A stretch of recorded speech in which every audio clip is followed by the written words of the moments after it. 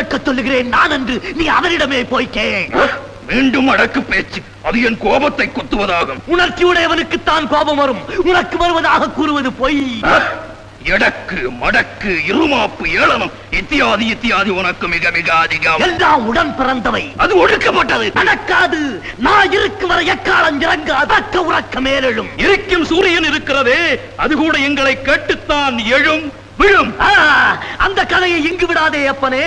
சூரியனே வேண்டாம் என்ற ஆண் கூட அல்ல, ஒரு பெண் விரட்டி இருக்கிற கதையெல்லாம் இங்கு ஏற்கனவே ஏராளமாக இருக்கிறது. வேறு ஏதாவது இருந்தால் கூறு. ஏனைய பாளையக்காரர்கள் எல்லோரும் பணிந்து விட்டார்கள், பலன் அடைகிறார்கள். நீ ஒருவன் மட்டும் பணிய மறுப்பதால் அது உனக்கு ஒரு லாபமா? எல்லோரும் பணிந்த பிறகு நான் ஒருவன் பணியாததால் அது உனக்கு ஒரு நஷ்டமா? இவன் பேசத் தெரிந்தவன். பேசத் தெரிந்தவன். வெறும் பேச்சல்ல, மானத்தில் பாசம் உள்ளவன், வல்லவன், வாழ்வீசத் தெரிந்தவன். அதனால் தான் வாழ்வி